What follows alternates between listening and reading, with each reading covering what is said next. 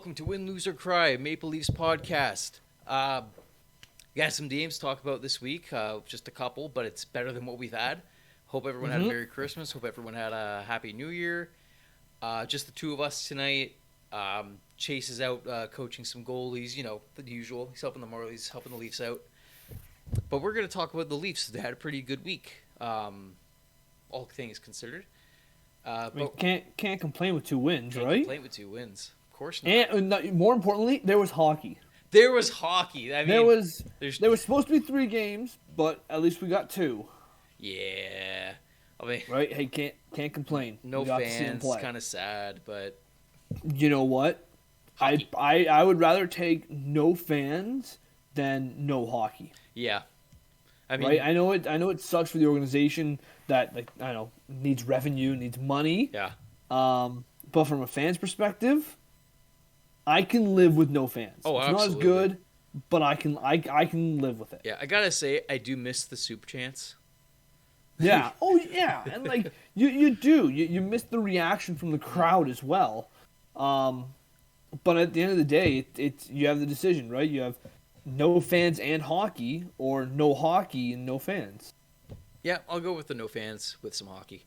That's what I mean. So, and hopefully before the playoffs, they're able to have fans back in that arena. There's no way they don't cramp people in the building for playoffs. No matter what, they want that revenue. They got how many in last year? 250 or 550 for one game? Yeah, for here because we didn't get past the first round.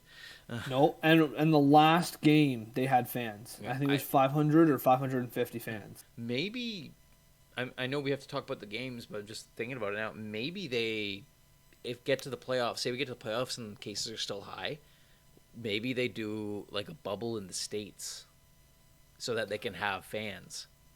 But other teams have fans. It's just Toronto and it's Toronto and Ottawa. Yeah. Is it and Montreal? I think Montreal now. Montreal as well now too. Yeah. Yeah. It's just the 3 of them. Everyone else has fans. There's fans at the Oilers game last night. Yeah. Right. So it's just Ontario and Quebec. Yeah, because the Ontario government is very wise and does many smart decisions. Yeah, not worth getting into. No, it's not. Let's talk about something more fun, like a 6-0 win. 6-0 win, which I'm happy with it. You Yeah. know what? It wasn't the nicest game, but after being off for so long, and I mean, we kind of got lucky with the whole postponing of the schedules because a lot of teams had to play shorthanded, not with their full roster. And I mean, for the most part, we never had a game like that. No, right? Like as soon as the healthiest it's been all year. Well, not even that though. Before the Christmas break, we started having games postponed right after the Oilers game. Yeah. Right? They played the Oilers, and then the game after that got postponed in Vancouver, and that's when the team had its breakout of COVID. And everyone on the team pretty much got it, and everyone got healthy, and now we're playing games again. So I know a lot of teams have really suffered from it. Leafs have been very lucky. Mm-hmm. Right, it's worked out nicely in our favor, and we got Marner back. Yeah, we got Sandin back. Got Sandin back. Yeah, and apparently we have Mikheyev back. Mikheyev with 2 big goals. Yeah. I mean, his second one was okay. His first one was nice though. Oh yeah, it was. That was a good goal. Justin Hall scoring that game. Justin Hall scored. Right, Brody scored as well. Like Nylander with another 2. Yeah, but it's the opposite of what we saw with the Edmonton game, right? We get depth. We're not seeing our top guys score, and look what happened. Yeah, right. The Leafs' depth does its thing. Like they can put up points, they can put up goals. That was your biggest concern going into this season. Absolutely. You were afraid the Leafs gave away their depth essentially by getting rid of Hyman, and I was very wrong. Dubas did a good job in this offseason, with the exception of maybe one player who may not be on the team for much longer. So we'll see. Technically, he isn't. He's in the organization. He hasn't been claimed yet, has he? As of 10 minutes ago when I checked, no, he has not. So he could still be claimed, can't he? Yes, he can be claimed. Yeah, so that's what I'm saying. Yeah. For now, not on the team. We are, of course, talking about Nick Ritchie. Yeah. Do you want to get into that now, or you want to? There's not too much else about this game. Other than Campbell got his fourth shutout of the year. And I thought it was his fifth. Fourth, at least on the broadcast, they said it was his fourth. Oh, okay. For some reason, I thought that was his fifth shutout. Maybe I'm wrong. Maybe they smoked. I'm going to double check it real quick here. I heard fourth on the broadcast, and it could be me that has it wrong. Could be me. But how about the fact that we got 2 shorthanded goals to start the game in 27 seconds? Yeah, and that ties the franchise record. Does it really? Yeah. I didn't know that. Yeah, it ties the franchise record. Cool. Which I think was only set a couple years ago. Oh, wow. Yeah. Same, 4 shutouts. 4 shutouts, yeah, this year. 4 shutouts. I saw something today. I believe it was today. He is number 1 in the league for save percentage right now. Yeah, he's insane. And number 4 or number 5 for goals against average. Yeah, he's just so good. And that was your concern. Yeah. You know what? It was. Do we have a good enough sample size yet? Not yet. Not yet, eh? Not yet. I think we have a big enough sample size for you to say he's a good goalie. I'm confident. If I see his name starting, I'm confident. I am. But I want to see a full 82 games. Yeah, that's right. fair. I want to see a full season because we've seen it in the past with other goaltenders where they start off real hot and come the end of the season or the playoffs, they choke. Right? And he can be a fantastic goaltender, but if he can't perform in the playoffs, what's it going to do? We've seen other goaltenders choke hard in the playoffs. So I'm confident with him right now, but I want to see how this postseason goes. Yeah, I completely agree. Yeah, but from what I remember, though, he was pretty good in the Montreal series last year. Yeah, he was great. It's just the rest of the team that didn't show up. Yeah, so which is the opposite of what normally happens to us. It is. It definitely is the story of lately. But I'm confident with him right now, so I'm going to say that I'm excited to see how the rest of the season turns out for him. All right, now let's so going to this Edmonton game. I didn't see it. I got home from work last night and I passed out. No, I was probably asleep before the end of the first period. I was in my garage sanding my drywall. Fun stuff. I'm working on a project that I hope to unveil to the podcast. You know. All right. I do know it. I'm picking up something tomorrow for it, and I'm gonna send you the picture when I pick it up, and you're gonna think it's pretty sick. Okay, yeah. I want to see it. Yeah, I'm picking it up tomorrow, and that's kind of gotten me back in the mood to do it, to work on it again. Nice. Yeah, working on that. But yeah, I was watching this, had my headphones on, listening to it. Yeah. For those of you that have been paying attention, not just the Leafs, but to the league, Edmonton ain't doing so hot lately.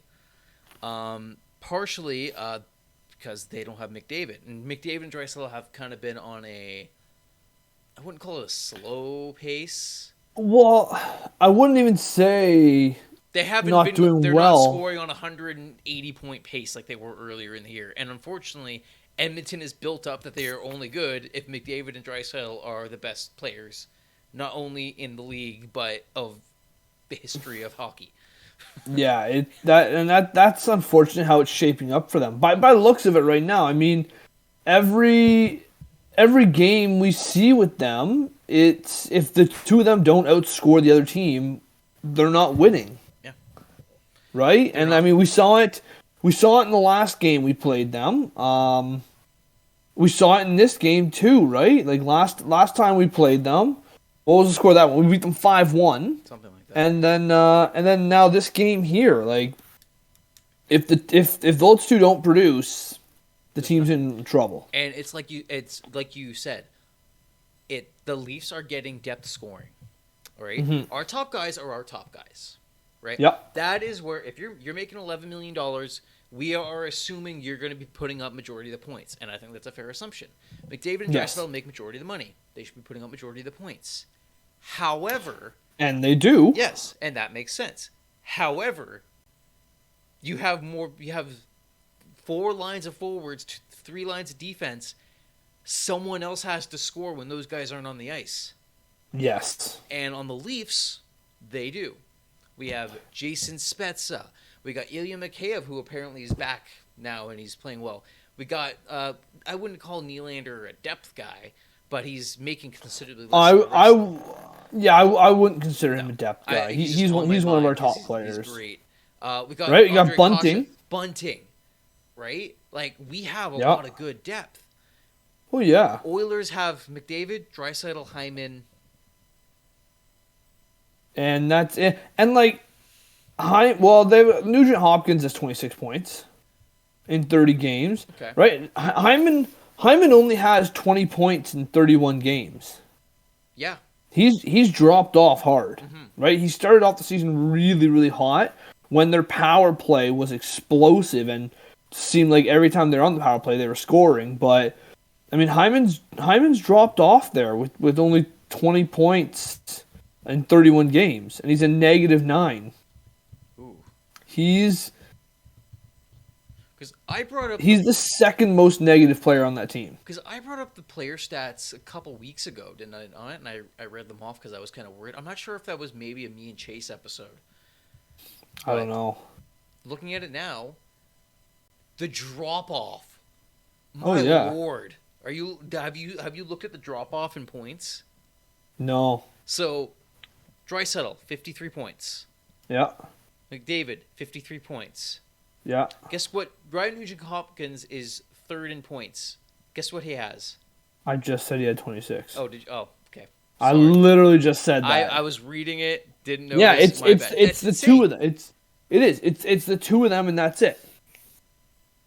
Like that's right? terrible. It's right. So well, terrible. look at it. Are you looking at the Leafs? Well, no. I want to check something real quick. So you said they have 53. 53 points in 34 games and 53 points in 33 games for Draisaitl and McDavid. The Oilers have only scored 113 goals this season. So take that into consideration. They have about how half. many? Yeah, that's like Draisaitl's got 26, and then McDavid's got 19. wow. So that's 45 goals out of how many? Yeah, 113. 113. So like 45% of the team's goals are 2 people. Yes. Ooh. And I think of that 45 goals, maybe half of them were from the first half of this season. Yeah, and they've slowed down. Right, because they've slowed down in the last couple games. Absolutely. So like a lot of those points, a lot of those goals that you just read off, are all from early in the season. Yeah. But I mean, and that's why all their games recently have been low-scoring games. I mean, Not necessarily. So they got 2 against the Leafs, 1 against the Rangers, 2 against the Islanders, 5 against the Devils, that's a big one. 2 against the Blues, 5 against Kraken, 5 against Blue Jackets, and then this brings us to pre-Christmas when they got 1 against the Leafs. So, I mean, they had 3 games where they had 5 goals. That's pretty good. Okay. Right, So, but then the other games were 2-2, 2-1. So it seems like either the team's on and they're producing, or they're just not. And so not after the Leafs game, but what was the game before the Leafs? Who did they play before the Leafs? Rangers. So they played the Rangers, and this has been circulating all over Twitter right now. Let me just pull it up. What? Yeah, I don't know what I it want is. to bring up Dave Tippett is not long for this job, in my opinion. So, what was the score of that game? That game was 4-1. 4-1. And you don't want you don't want your goalie to let by 4 goals. No, I can't see the shots either. I was hoping I could pull up the shots. So, After that game, Dave Tippett comes out in an interview, post-game interview. Direct quote: "I thought we did a lot of things well tonight. Our goaltender wasn't very good. Don't want to say that straight off. And we didn't find enough pucks at the net to get us back in the game. We haven't played as well as we'd like to as a group. There's lots to improve." Now, I want to break down that quote before I move on. So, Okay. We didn't find enough pucks to the net. Yeah, you got one goal. Obviously. So I'm just going to interject real quick. I don't know how to pronounce his last name. Georgiev or Gorgiev? Yeah, Georgiev. Is that what it is? He had a 971 save percentage. He had 34 shots on net. So No, I didn't watch that game. I can't say maybe he was playing unreal, or maybe they weren't having good scoring chances. Because sometimes you get a lot of shots. Yeah. That are just firing at the chest. It's a shot. Absolutely. But I didn't watch the game. I don't know. Yeah, the shots were 34-28. But I'm just saying, based on what the stats I'm seeing. Yeah. And the massive drop off in points after the two superstars, I don't know how many of those shots are dangerous. Now, I don't know. Koskinen was in net that game, led by 4 goals. Yep. But you shouldn't be calling out your goalie for playing like You don't crap. put him on blast. You don't straight up call him out, especially when you're getting 1 goal. And even worse, so I just love how my phone resets. So Koskinen comes back right after. "It's not nice being thrown under the bus. I have to be better, but at the same time, we scored 7 goals in my last 6 losses. I can't score goals." So blame the goal. You could say he maybe had a bad game or two, but you're not. If you in 6 games your team scores 7 total goals, you're not helping the guy out. What do you expect him to get a shutout every single night? So I think his last game, was against the Leafs when they won 5-1. I think I don't know for sure. I could be wrong on that, but I think it was. I think that was the last game he played prior to that Rangers one. 5-1. I mean, Rangers are hot this year, though. Yeah, but right. But again, 5-1, 4-1. Like he's letting in goals, but the team's not helping him. No, not at all. Right? Not at all. Again, Rangers are first in the Metro. Jesus, really? Yeah. Kind of like silently too. You don't think about that. Well, sorry, they're tied with Capitals with 48 points. Still. But that's crazy to me. Like I don't think Dave Tippett's long for this league, for this team. You see the way that Edmonton's built up, right? No, they're not built well, and I've mentioned this. I don't remember the episode I talked about this on. I'm not sure if it was one with you or one with Chase, but I went through a whole thing about Edmonton. I went through the cap friendly. I went through their stats at the time. I went through their place in the division, and it was a similar thing. Like they were having issues. And I think it was right before Christmas, and that's when they were starting their downturn. Or it has not. But like it has not looked pretty. No. The Kings are about to jump them in the standings. Yeah. They're not built well at all. You can't. No. You're wasting the best player in the world. You're wasting maybe the second best player in the world. Yeah, like, they are. Now, do you think the team can be turned around before the end of the season? You have the best player possibly of all time, and you have another. Draisaitl's a top 5. So what do they need? Goaltending. Why? Because as much as the offense isn't helping, he's still letting in 4 goals, 5 goals. What are his stats? What are Koskinen's stats right now? What do you have it up? Kostin's the backup. Keep that in mind, right? It's supposed to be a tandem. And think about that. Mike, let's say Mike Smith he's 39 and they gave him a 2-year contract. That is not wise. All right, let me see if I can. That's another thing.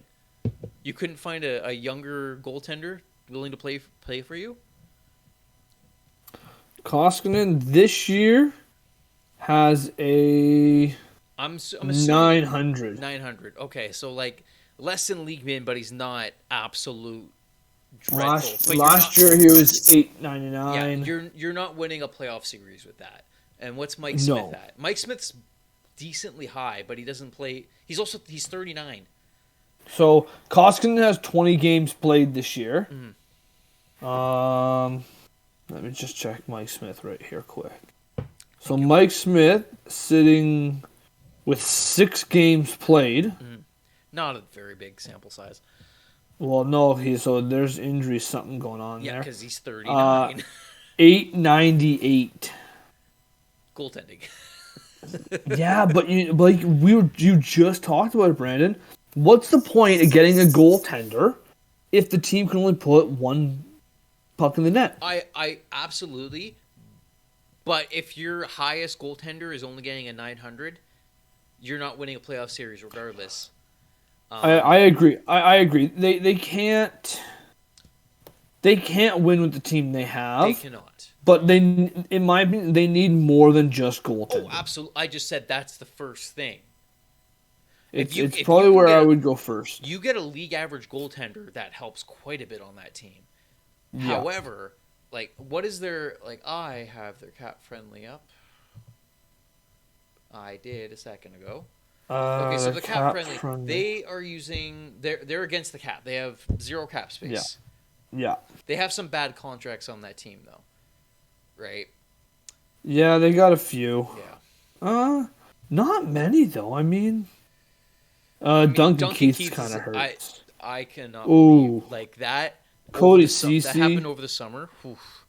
Yeah. And then Cody Ceci. I like Duncan Keith. I'm a fan of his, but 5.5 for a 38-year-old guy for 2 more years. Yeah, that's not. And they got Nurse's contract starting next year. Yeah, 9.25. Yeah. So we have to think. I know there's players that are older and good, right? Yes. And they should be making money. But the problem is we're in a hard cap league that's not going up, and you can't pay a 38-year-old $5.5 million. Well, I don't think they paid him that. Wasn't he traded? Yes. Or they signed him. They traded for him. Yeah. Knowing that he's making that much, knowing that he's 38, knowing that he's declining, and knowing that they're against the cap. How don't think that was the wisest decision. And then and then you sign Koskinen for $4.5 million. Yep.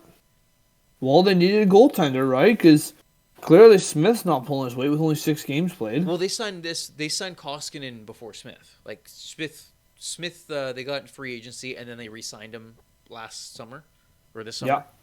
Yeah. So they had Koskinen ready, and they decided, hey, you know what? He's good enough for $4.5 million contract. He was very not. He was backup goal. He was a 905, 910 guy. Well, he had 1 year where he had a 917. Well, how many games? 38 games. Yeah. That's still league average. That's not $4.5 million. 917 is pretty good. 917 is pretty good. I don't know if that's $4.5 million good. Well, if you're a team that needs a goaltender and you don't have one, and you got a guy who put up a 917, why not throw the money to him, right? Well, now they have knowing he was going to look at Matt Murray. Yeah, that is. Look at the money he got, and look how it turned out with him. At least he's got 2 cups. Koskinen didn't have anything like that. Like you pay for cups. That's kind of the thing. No. Matt Murray is the proof that you do not pay for cups. But I know, but I'm just saying, you on the market, you're paying extra for a guy with cups because that's just how the market works. I think that's so stupid. It is stupid. Now, for a goaltender, it's a little different because it's one thing to carry a team through the playoffs, but I mean, he only carried them through one playoff. Fleury did the other work. I'm looking at I'm looking at the Oilers cap friendly. What the hell do they do? Like They'll figure something out. I mean, They'll move Mike Smith. no, who's taking a 40-year-old at $2.2 million who's under 900? Put him on waivers. Yeah. Right. Put him on. I don't know what are the rules if you're over 35. It's like you can put them on waivers, right? Like there's no. I actually don't. I don't know. Because I know Clausen's got a no move, and I know there's rules that certain contracts you can't send down and all that crap. Yeah, I don't know. I know that he's got a 35. Yeah, so I that's just don't know what that means. Isn't that a? I'm not sure what that means either. And like, they're using a lot of LTIR because McDavid's actually on LTIR. Yeah. Guess who has Nugent McDavid? Nugent Hopkins just got put on IR yesterday. Yeah. I got McDavid in our fantasy, and yeah, I got Nugent Hopkins. yeah, I don't know what the Oilers are thinking, man. You know what? We'll see. I hope they go for Fleury. I would love to see them. They should go for Fleury, 100%. I would really be excited to see that. Yeah. Not just because I have him in fantasy, but yeah, it'd be pretty cool to see. Yeah. Go out with a bang. Yeah, that'd be nice. Yeah. Like, hey, you want to play with McDavid? I'm pretty sure any player would be like, yeah. Yeah, man. Well, it all depends if what Chicago says about it too, right? Yeah, like where's Chicago in the standings? Like, are they in a position willing to get rid of their starter or tandem? Let me take a look. I know they picked it up since the beginning of the season. Yeah, I know they've been doing okay. Just don't know whereabouts, like how good. No, still not great. So they're not in a playoff position at the moment, right? They're second last right now. Yeah. They're in a position. Then they're in a willing position to get rid of something, right? Hopefully, yeah. I mean, I'd love to see Fleury move there. Like Edmonton's got prospects. I mean, Yep. Edmonton's got draft picks. So And they have McDavid. Put him with Fleury. The winning combo. There you go, man. They just need imagine if they got Fleury and they won the Stanley Cup. Fleury can sit there and say, "I won the Stanley Cup with McDavid and Crosby." Like, I'm gonna be two generational talents. I'm gonna be so sad. Oh, that would be kind of cool, though. Man, let's talk about the standings here real quick. Go for it, man. Golden Knights have raised up through the standings. They're in first in the Pacific now. The Preds are in first for the Central. Avalanche is still struggling, but they're still in a pretty good position. Leafs are now in third for the Atlantic, but they got 3 games in hand against the Lightning. And then, the Rangers, first place in the Metro, kind of coming out of nowhere. Yeah. I didn't see that coming. The same for the Capitals either. Like I figured the Capitals were going to be competitive, but not top. Not tied for first place. I mean, thought it helps Carolina that Ovi is playing like he's 25. Yeah, he's going on. He's playing better than he was 25. I know. Are you kidding me? He's so good, man. He just recently he has the most power play goals of any player now. Yep. Yeah, I saw that he beat Dave Andrechuk. Yeah, and he can. I wouldn't want to be the guy trying to break that record next because he's past it, and he's. I don't think anyone will touch it. No. You know what? Hold on. Let me rephrase that. I don't think anyone will touch it in the next 20 years. Definitely not. Right? McDavid could possibly do it, but he's. Could he? I mean, if anyone was going to do it, it would be McDavid or Matthews. And probably not McDavid, because McDavid's the best hockey player, but he's not the best goal scorer. And Matthews could take up that title one day. I don't think so. You don't think Matthews could be the best goal scorer? I'm saying hypothetical. I'm not saying he's going to beat him. No. No. Well, let me ask you this: what justifies you being the best goal scorer? Is it holding the title of most goals scored? I mean, that does help. Yeah, I don't think Matthews gets it. No, I think For Matthews to catch Ovechkin's numbers. He's have to have like consistent 40, 50 goals every single year. No. He's at the consistent 60, 70 goals. Ovechkin has, is it 9 or 10 50-goal seasons? Plus he's like mid-50s too. Yeah, like I think he had a 60-goal season the one year. Like we're not talking about Matthews getting 50 goals to like stay on pace. He needs to get further ahead because he's sitting further behind, right? Like it's I don't think Matthews will come anywhere close to it. I don't think McDavid will come anywhere close to it. I just said Matthews as an example of somebody who possibly could do it. He's a good goal scorer, but he's not that good. I'm just trying because you said next 20 years. Like who could possibly do it in this era, and nobody. It absolutely will not be McDavid. No, I misspoke there. He's the best, like I said, best hockey player, not the best. Yes.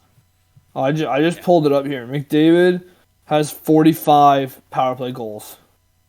He ain't catching that. No, now I'm curious, and I don't think it's gonna be Matthews because how many years did the Maple Leafs power play suck? Yep. Right? Still, even this year. Like I know they're second in the league right now for power play, but for the first half of the season, they were garbage. They couldn't do anything. Yeah, I know. Yeah, Matthews only has 55 power play goals. He's almost 200 goals behind Ovechkin. I don't think it's gonna happen. I don't think anyone's gonna come close to that number for 20 years. At least, like, there's no. It's probably a kid who's not born yet. Yeah. Oh yeah. And like, he beat the record, and he's gonna play for another 4 or 5 years, and most of his goals are from the power play. Man, I don't know if he's gonna play for that many. He's gonna play until he beats the Gretzky record. Yes. And then he's going to sail off into the sunset. Yes, that is probably correct. Yeah. I think he'll finish out that season and probably end it there. Yeah, he'll beat the record, finish the season just to kind of put a cherry on top, and then go off to Russia. And see you later. 30, if I'm going to round, 36.5% of Ovechkin's goals have come from the power play. That's ridiculous. That is, the guy has... You'd think someone would figure out what he's doing. Man, he's going to have over 1,400 points by the end of this season. What's he at right now for goals? 754. No, this year. Oh, this year? Yeah. 24. That's still insane. 24 goals. What was his highest season? It was... Oh, I misspoke. I thought his highest season was in the 60s. Yeah, okay, there it is. 65 goals. When? In his third season, he had 65 goals. 112 points. What a monster, man. Yeah. How many is it? 1, 2...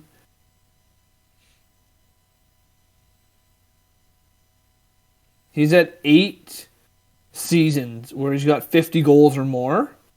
And the way this season's going, I'm going to say he's going to hit it again. Oh, yeah. Unless they shorten the season again, he's going to hit it. Well, I was going to say 2 of those seasons are shortened seasons. 2 of them are shortened seasons. 3 of them, sorry. 3 of them are shortened seasons. And, the 2019-2021, the bubble lockout year, 68 games played, 48 goals. He could have beaten his record. He would have hit 50 goals that year. He could have what? He could have beaten his best year. It was a possibility. Potentially. I mean, there was there was only 14 games left. 48 goals? Yeah. 17 goals off. He could score 17 goals in 20 14 games. Oh, wait, it was 14 games? 68 oh, games sorry. played. I thought you said 62. My bad. No, 68. Yeah. Okay. And then he also had the shortened season, the 2012-2013, the 48 game year, and he had 32 goals that year. He could have almost been beat. He could have beat the record this year if he didn't have 3 shortened seasons. Yeah, he'd be very close. It'd be this year or next year. Yeah. Yeah. Alexander Ovechkin has only had 4 seasons where he's put up less than a point a game. Wow. He's a good player. A little bit. I hope he breaks it. I hope he breaks the record. It's a matter of when, not if. Yeah. I would agree with that. Yeah. I would agree. The way he's playing, even if we thought he was going to, we keep thinking he's going to regress, and it's like, oh man, he's going to go down to 30 this year, and we said that 3 years ago, and it's just like, well, Chase has been saying that for years now, and he's just like, he's got to play 5 more years, 35 goals a year, and good to go. He's like, okay, so how about 50? I'll do that before Christmas. Russian machine never breaks. Yeah, no kidding. All right, let's jump back over to Leafs here for a second. Okay. Because I know we touched on it quickly earlier. Nick Ritchie placed on waivers, right? Yeah. What's your first reaction to it? Are you happy with it? Are you sad about it? It was a matter of time. He's not really producing. He kind of partway through the year he kind of found a little groove where you sit in front of the net and you push people and a puck will bounce off your ass once in a while. And that's exactly why I wanted him. That being said, he's on the third, fourth line, and he's making a bit too much money to be doing that. Yeah, he is. So, on a cap-strapped team, you could get a guy to do that for far less. So I thought it was a matter of time. Sorry, what? Well, I was gonna say they also have Clifford sitting there too, right? Yeah. So for half the price. Yeah, exactly. So, I'm surprised they had him in there for that long. To be completely honest. Yeah, well, he was a healthy scratch. Before the break. I didn't see Edmonton game. Was he healthy scratch? No, he played. Last night. No, he played. Oh, he played last night. No, he didn't. Okay, because I know he was a healthy scratch against the Senators. Yeah, he didn't play last night. You're right. Okay, and then I hope he passes waivers. I hope no one takes him. We can throw him down the minors because I do think, as much as he's not a goal scorer or anything like that, I do think he could be a very helpful presence in the playoffs. Oh, absolutely. So that's why I'm not happy to see it. Like, I am and I'm not, right? I'm happy because it is $2.5 million. Yeah. He has not been playing up to what I think anyone expected him to. But at the same time, he could be a big help in the playoffs, right? Because look at Edmonton, or not Edmonton, I'm sorry, Montreal last year. Montreal's not a big, strong team, and they pushed the Leafs around last year in the playoffs. Everyone pushes the Leafs around. That's what I mean. So having a player like him could make a difference. I completely agree. He'd be great in the playoffs, but this is a good time to kind of experiment when we have this low cap space. Yeah. And at least there's because there's a couple of weak spots on this team, and if we can kind of find a Nick Ritchie replacement for $1.5 million that does the exact same thing, that helps Dubas out tremendously when we get to the trade deadline in a month or two. Yeah. Because in my opinion, we have weaknesses on defense that have been coming up, and our backup, which not as important, but I'll go with. I agree. I'm gonna go with backup first because I have a bone to pick with someone on the defense, and I've been mentioning it a lot. But you and I already talked about this one. Mrazek still hasn't been playing. Makes a lot of money to not play games. Yep. Is that somebody we maybe put on the trading block? Somebody could want a backup, and just to have a backup. Like, there's teams that don't. I mean, he might be good on the Oilers. Yeah, but Like, then healthy, then who are you getting from the Oilers? For that would be more of a caps. Like, that would be something that wouldn't be your only move. You know what I mean? Right. That's the issue, is trying to get a backup that is going to play well for a very small amount is not easy. Yeah, but the thing is, Mrazek's not playing at all. So yeah, which I don't know why. Is he injured again? And they're trying to keep it hush hush because he's only got 3 games played this year. Exactly, because he hurt himself. He's hurt himself twice already. Yeah. He had 1 good game and 2 bad games. Well, I just pulled up his stats real quick. His save percentage, 886, 871, 885. So I wouldn't say they've been fantastic games. They haven't been bad games. I mean, the last game he played against was the game against Chicago, which I thought he played a good game, right? I mean, he led by 4 goals, which wasn't good, but I thought he played a good game. I think he did. Yeah, he did too. But again, we have to think not only of this year but next year. And this guy's making $3.8 million, and he is, I think it's safe to say, injury prone. Yes. We have. I agree with moving him. I don't agree with doing it before the draft. I think you might be right about that one. Just to have as a back. Depending though, I mean, if he's injured, put him. Then because at this point, here's my thing: if he's hurt, then put him on the IR. Like, if you're not gonna play him, send him down or put him on the IR, because you're having that against the cap and you have a trade deadline coming up. Do something. Maybe they're trying to let him get healthy in time for the trade deadline so they can trade him. Well, hopefully he plays against the Avalanche. I thought that if anyone, he was going to play against the lower Sens or the struggling Oilers.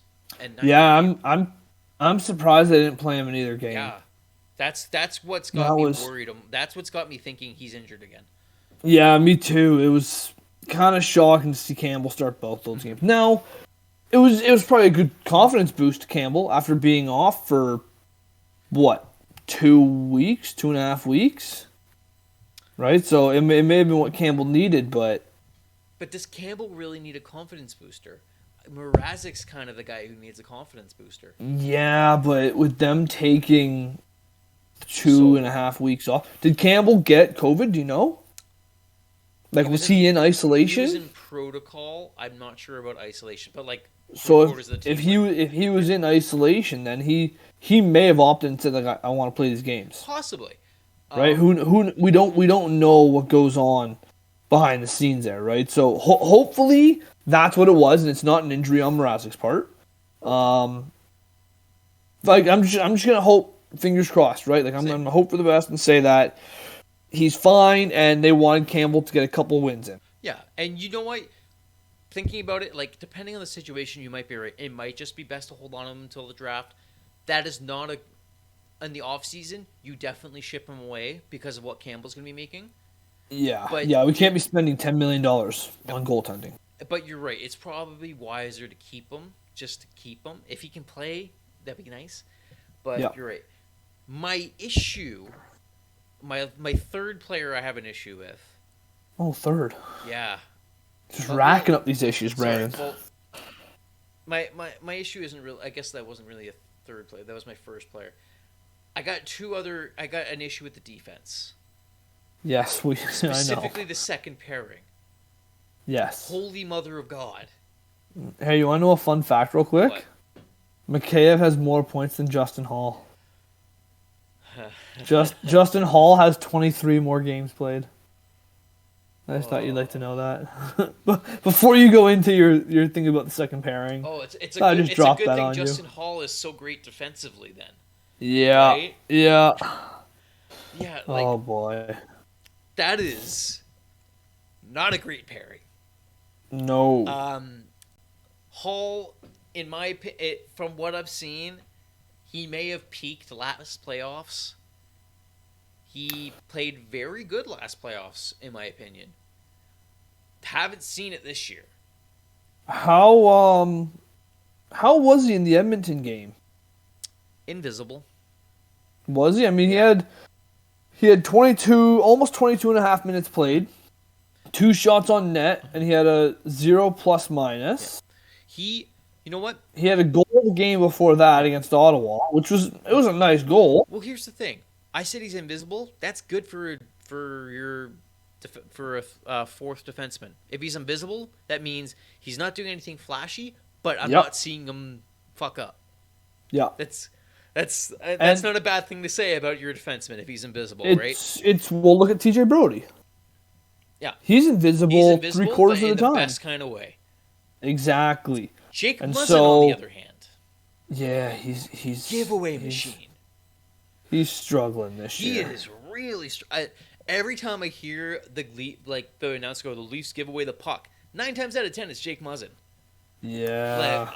And I've said it before, is he injured? Give the guy some time off. I don't know what's going on with him, but he's been brutal this year. I don't have the advanced stats in front of me to say why I'm thinking he's brutal, but holy man. The guy is just it's always with the giveaways. Yeah, it's been bad. And the last game, thankfully it didn't lead to a goal. It led to a really funny miss by the Oilers. But we're on a power play. Muzzin behind the net. Blind pass while he's behind the net to nobody except the Oilers. The Oilers come on in. Should have been a guaranteed goal. I'm not sure if you've seen it, but yeah, I saw I just saw a clip of.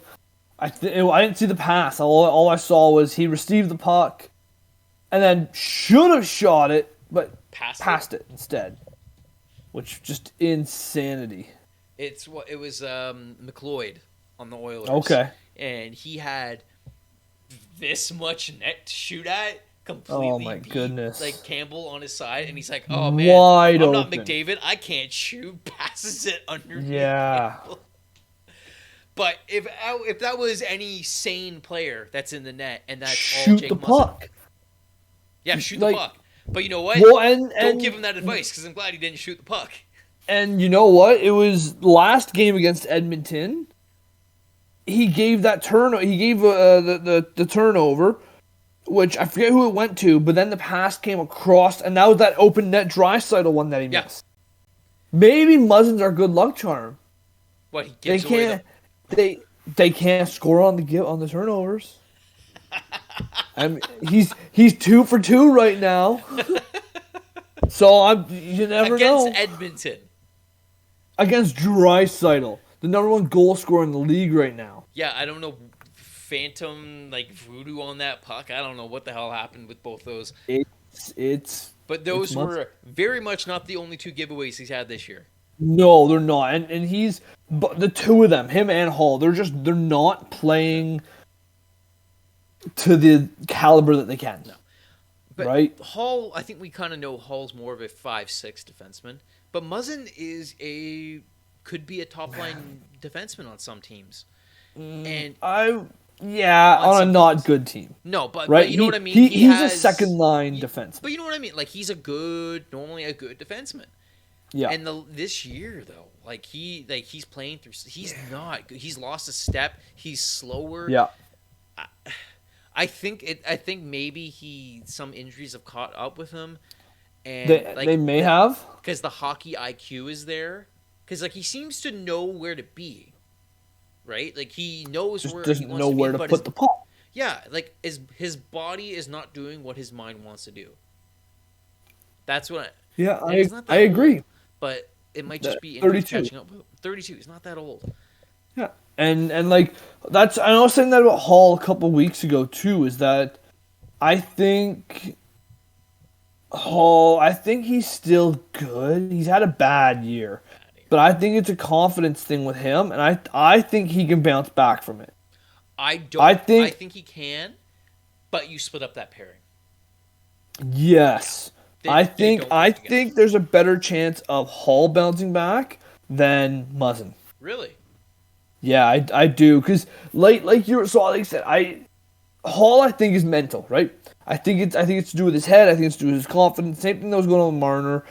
I've said it before that there's been times where he's won the race to the puck and just freezes almost. He doesn't know what to do with it. Do I go left? Do I go right? Do I pass it? Do I shoot? Right? He doesn't know what to do. He like freezes almost. It's like a confidence thing there, which can be corrected. Right? Yeah. Look at what happened with Marner. Yeah. We said similar things about him. He didn't have the confidence with the puck. He wasn't able to execute the plays properly. And now look at him. Like he's playing fantastic. Mm-hmm.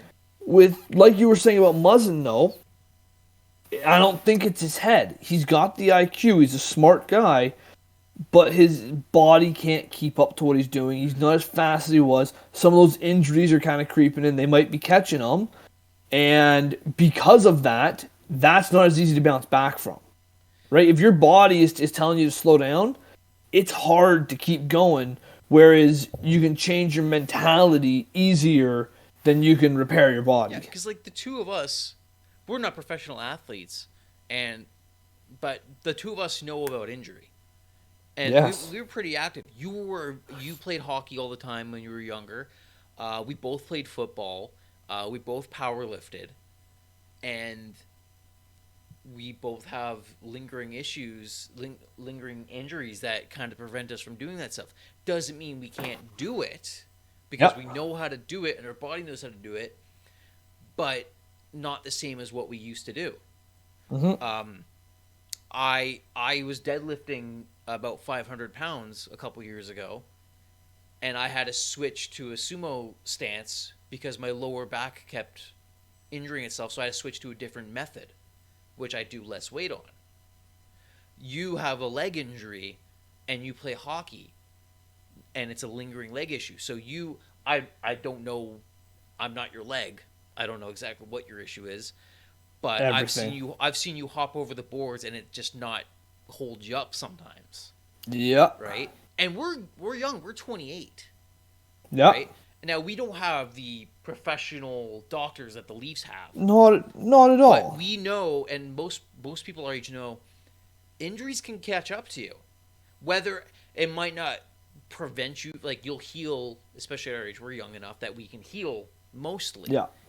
But something could creep in and prevent you from doing specific things that you've always been able to do. Absolutely. And that's why I think Hall has a better chance to bounce back than Muzzin does. Yeah, because he's young, and it's between the ears. That can Yeah. be correct. Whereas Muzzin's isn't. Yeah. Right? So, yeah. I don't know. So do we'll we need a we'll see what defenseman? happens. I would say yes. So I would move Hall down. Oh, I wouldn't. You I'd get rid of Muzzin. can you Much- get rid of Muzzin? Yeah, I don't know. But as much as I like Muzzin, if you drop Nick Ritchie, or if he goes to waivers and clears, right, his salary cap no longer affects the team, right? Right. And what's Muzzin's contract? Do you know off the top of your head? I have it right here. It's 5 something, isn't it? Jake Muzzin makes 5.625. So add 2.5 on to that, right? That's a big window opening up. You can get a good defenseman for that. Yeah. Right? Try and get something to trade deadline, or Like, do you look at possibly moving Mikheyev at the trade deadline? Well, he's asked for a trade. But He asked for a trade last year. He asked for a trade last year. That being said, it's because he wanted a more offensive role, and what can I think of? Dubas put him on the second power play, and he's got 3 goals on it. No, he doesn't. No, he's got. He has 3 goals, but they're not power play. One of them was on the power play, at least. I know. One was shorthanded. Yeah. Okay. The first goal against Ottawa was shorthanded. Yeah. But they gave him. They decided, okay, like when he come back and he's like, okay, we'll give you more. We want you as your defensive role because that's what he's good at. He has 3 points on the special teams. Yeah. But like, you know what I mean? Like, he wasn't on the power play before. But they said we like you because you're defensively sound. Yeah. But they also like, okay, you can go in the second power play unit so you get your offensive time. Look what happened. Now he's happy. Yeah. Right. We'll see what happens, right? Like, hopefully he stays happy, and hey, if he can keep putting the puck in the net, I'll be happy to keep him. Mm-hmm. But until then, I don't know. We'll see. I mean, his contract's up at the end of this year. Yeah. Right. He's only making around $1.6 million. You know he's going to go up from there a bit. So if we have a true shot for the Stanley Cup, keep him. But if you have to trade him to get yourself in a better position by getting a better defenseman, he's got to go then. Right? Hopefully you can move him and Muzzin together or something like that. Because I'm pretty sure him and Hall. This is the last year. Having Mikheyev? No, of us having a good shot at the Cup. Based on salaries. Maybe no, I don't next think year, so. I think next year. Maybe next year, but I think this is the last year, or next year. So I think this is the 2-year window. This is all you have left.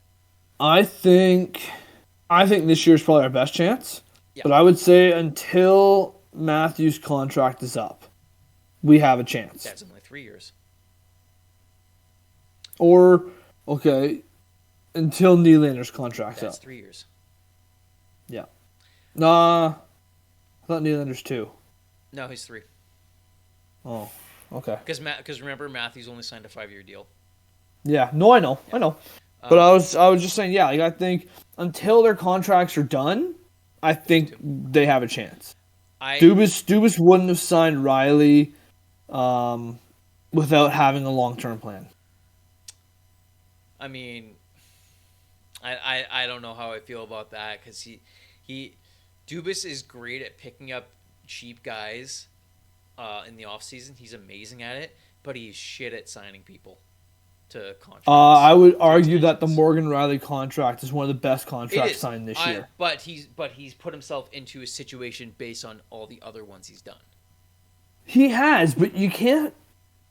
People put too much hate on Dubas for the decisions he's made. If you were put in his shoes, you would have made the same decisions.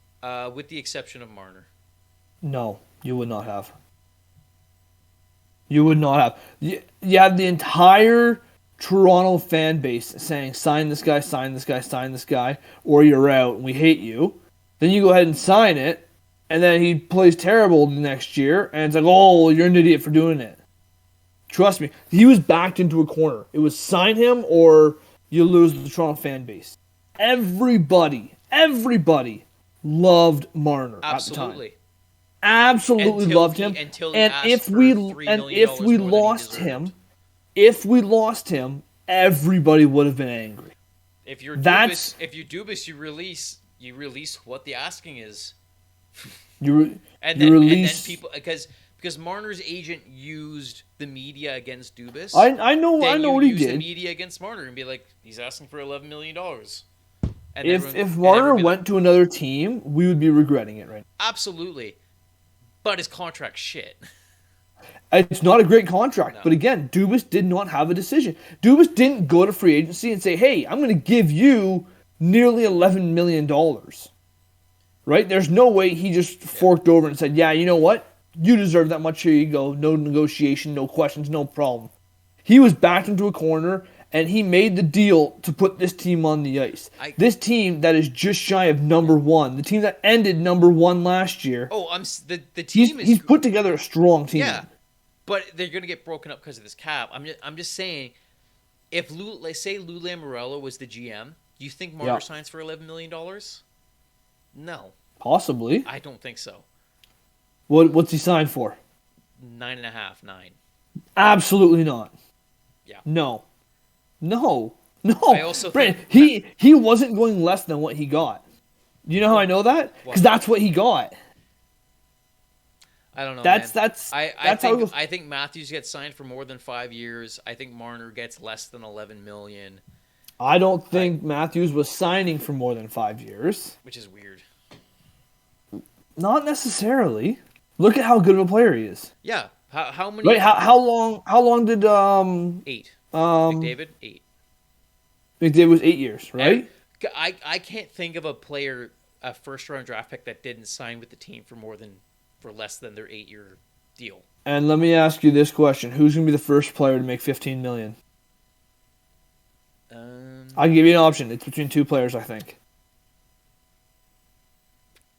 They both start with M's. Well, We're literally talking about one of them. I'm assuming you're going to say Matthews. And McKinnon. Oh, McKinnon for sure. One of them will probably be the first player to make $15 million. I don't think McKinnon. Why not? Because he took a deal last time, and he wants to take a deal this time. Yeah, I don't think he will. I think he's got potential. His deal will still be $10 million. But at least. Yes. But he's not going to break the bank because he's not an asshole. I think Matthews could get 15. He will. He'll get. And think that's so. If he didn't sign those 3 additional years, that's 3 additional years. He's making $15 million instead of 11. Yeah, but it seems like it makes the contract not as good. You're signing him for 11. You're right. 11.6 for 5 years. That's kind of like a shitty contract. Then you lose him. No, it's just right? You don't lose him. It's just the negotiation wasn't good. I see. I disagree. I think I wasn't there. Right? I don't know. Neither was there. In my opinion, Dubas is amazing at finding gems in the offseason. He's amazing at it. He is terrible at re-signing his players. Terrible at it. I don't know. I agree. A lot of the contracts are not ideal, but the Toronto fan base put such a hard push on the players that we like, and that's why they got the contracts that they did. Because Dubas' back was into a corner, and it was the MLSE saying, make us happy, give us this player who's going to be a gold mine for us, give the fans what they want, keep them happy, and somehow get the player and put his team on the. But somehow he pissed off all of the fandom because it was a bad contract. I'm glad he got the player, but his negotiating skills are subpar. Okay, I disagree, but that's fair. I'm agreeing. They're not great contracts, but I don't think it's his negotiation. I think he didn't have a choice, and they got the number they got. Not because that was the first number they walked. I doubt Matthews walked in and said, I want $11.6 million. And Dubas said, sure, give me the check. I'll sign it right now. No, he probably wanted McDavid, like 12.5, right? Yeah, and you know what happened? He didn't get 12.5. No, he got 11.6, but because of that, we have Michael Bunting now. But for 3 years less, which kind of sucks. I'm not too mad about the Matthews contract. I'm just like, wish I could have got 8. It's kind of dumb to have 5. But you know what? I'm not 11.6 for Matthews. Good. Would you pay $13 million for 8? No. If I was Matthews, that's what I'd be asking. I don't think at the time. Give me 13. At the time, he couldn't. I bet you could. McDavid had the max contract, and they hadn't raised it at that point. It was still 12. Okay, then he'd be looking for McDavid's contract. He would, but for 8 years, I think that's what. But he wasn't as good as McDavid at the time. That's why he has 5 years at 11.6. Yeah, but if you look at that price puts him above McDavid. Not necessarily. I think the reason he went, I think Dubas didn't sign for 5 years. I think Matthews chose 5 years. Yeah, because I also don't think Matthews is going to stay with the Leafs. No, he's not. That's another reason. Who thinks he's going to Arizona is stupid, because Matthews likes being famous. He likes being seen with Justin Bieber going all these things. He's not going nowhere. If he's going somewhere, it would be like New York or not necessarily. Think you got to go to a place where you can be afforded. Like they have to be able to afford them. I'm just saying. I'm not talking about like can they afford. I'm talking about like places he would want to go because for his lifestyle that he likes. That's what I'm saying. It's not. Arizona ain't happening. I can see him going to Arizona. I don't. Maybe at the end of his career, if Arizona's still a thing. No, I think Arizona's got a couple big things happening this offseason. They have to draft properly. And they have to draft properly. They have tons of prospects. They have tons of draft picks, but they don't have a good history of using those draft picks well. No, they don't. And I think I think there's big things coming for them. I hope. And I don't necessarily agree that Matthews is going to go to Arizona. Like, I'm not set on that. But I do think that he's not going to stay a Leaf at the end of this contract. You're absolutely right. They can't afford it. And two, if they're, especially at the end of his contract, they're not going to be in win mode. They're going to be in middle of the pack to a rebuild. Right? No, they not rebuild. Maybe not rebuild, but they'll be middle of the pack at that point because, like, think about. I don't know how they're going to do next year, based on with Riley getting a raise and then Campbell. Campbell's only making 1.6 right now. Oh, I know. Like that is going up. Yeah, I'm guessing he'll get so around. I think he'll get around 6. So at that point, you have to move a more expensive person in this offseason. There's no way around it. Half your people are like 1.25 to 1.5 or 1.5 or less. Yep. So you have to move somebody, like probably like Kerfoot or something. I think they can find the room to sign Campbell. I think Campbell makes 5.5. Oh, really? I think he's going for 6. Yeah. I think he'll hit 6. You might be right. Okay, 6. That means $4.5 million. Yeah.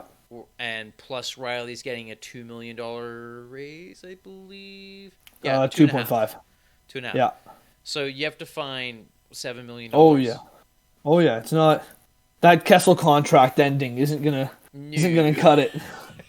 It's not quite gonna cut it. But if they move Mrazek, right, which we're saying hopefully they'll do at the end of the season, that helps. That frees up some.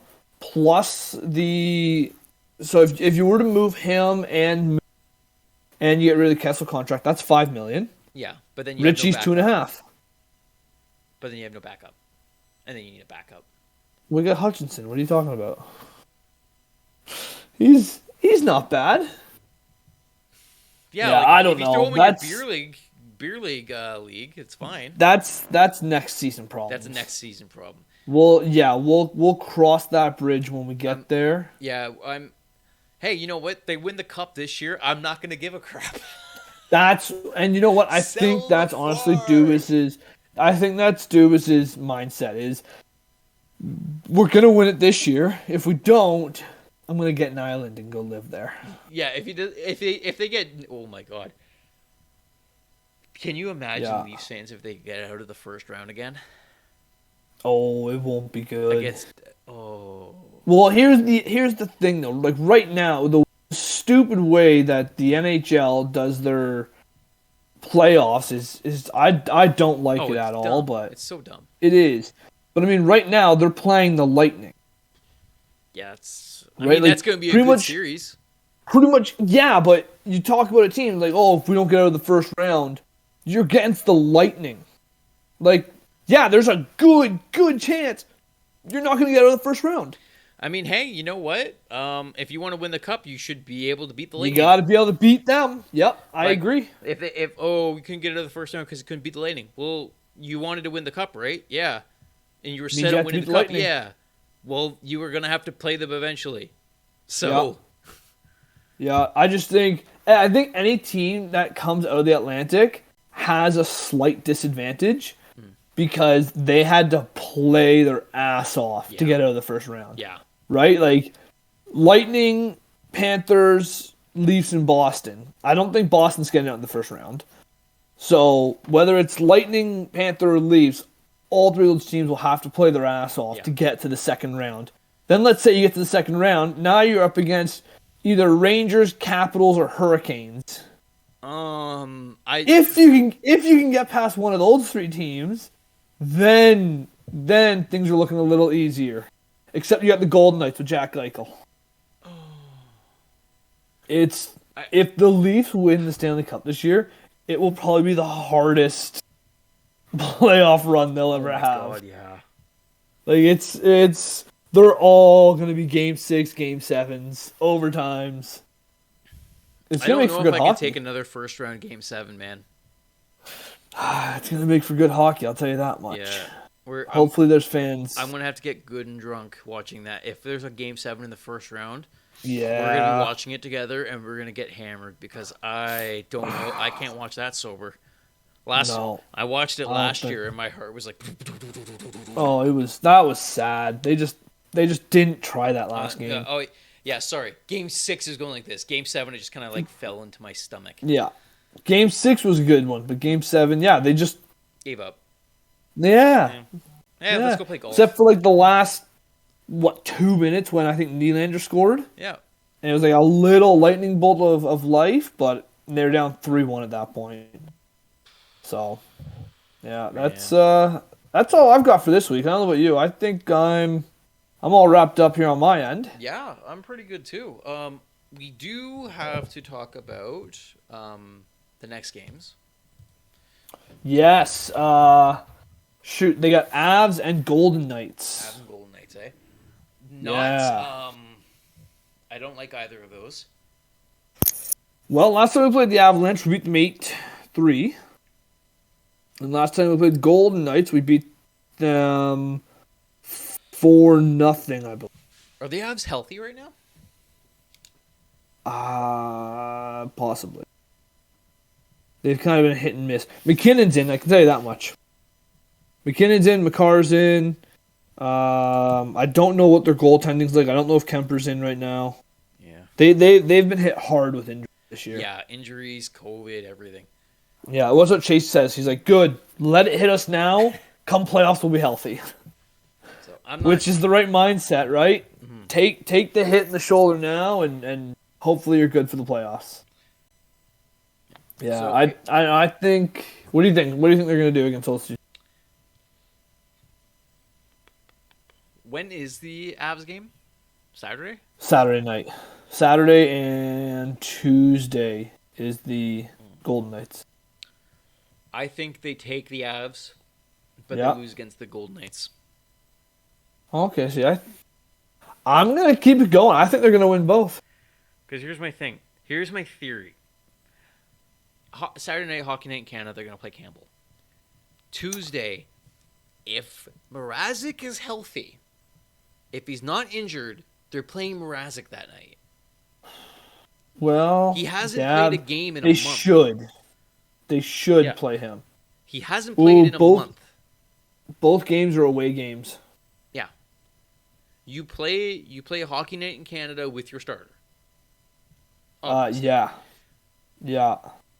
But on a Tuesday night, you haven't had your starter play in over a month. I mean, your backup in over a month. You should get him a game. Yeah.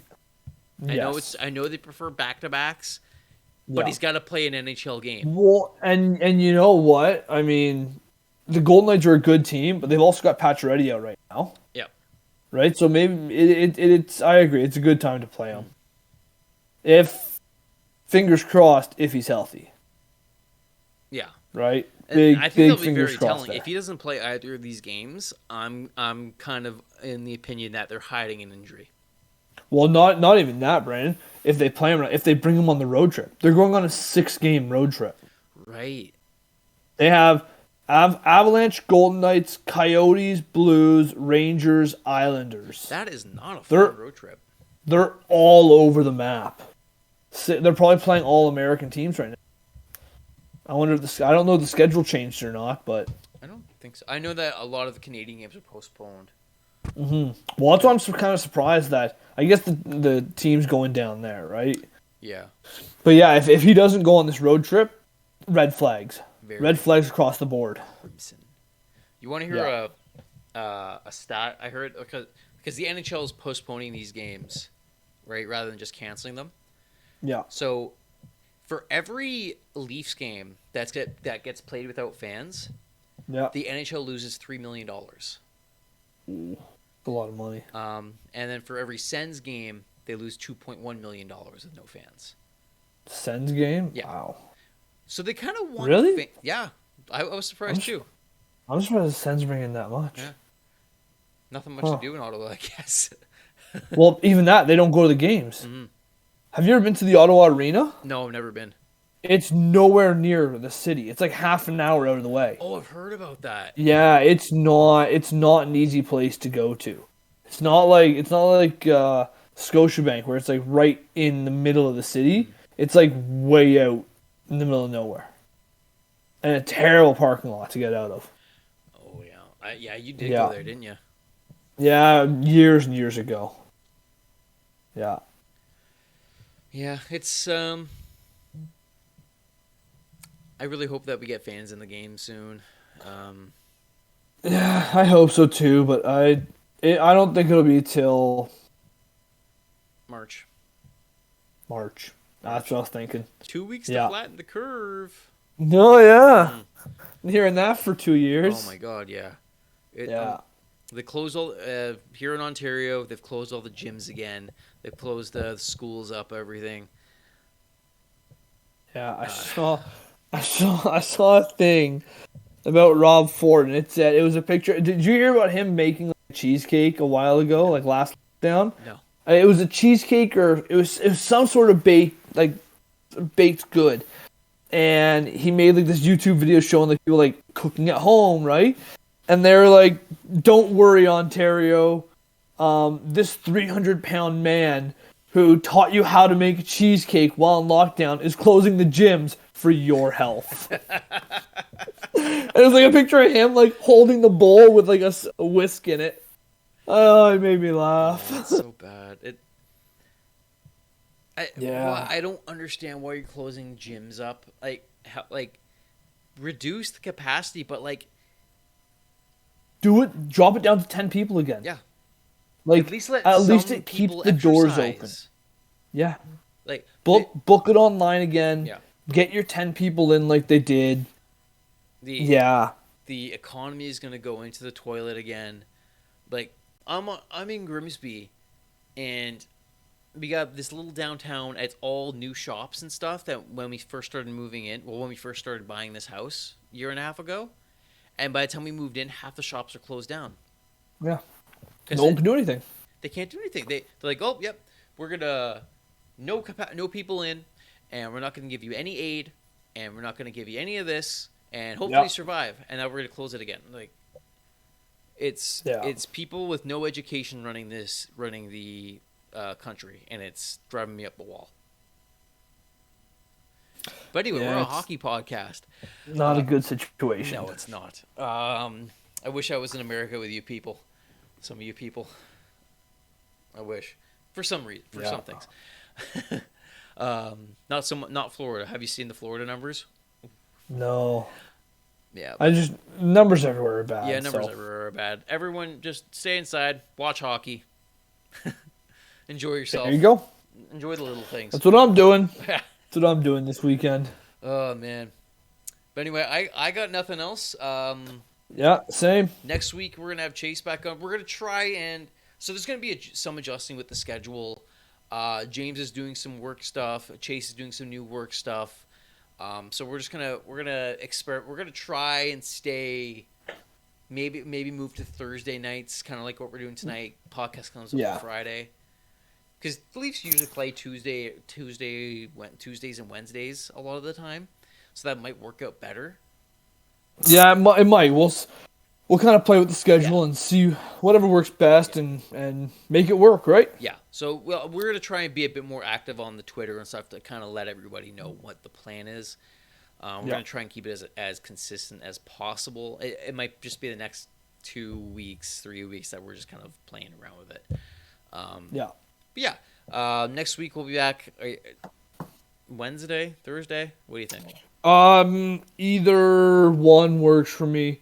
Okay. I mean, if we want to push it to Thursday, the Leafs play Wednesday night.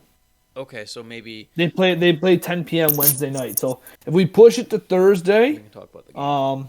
we can talk about the 3 games there. They play the Coyotes Wednesday night. I think they beat the Coyotes. I think so too. All right. I think there's a good chance of that. All right. We'll clarify it with Chase. We'll post up on the Twitter. And we'll see you guys all next week. Stay safe. See you later.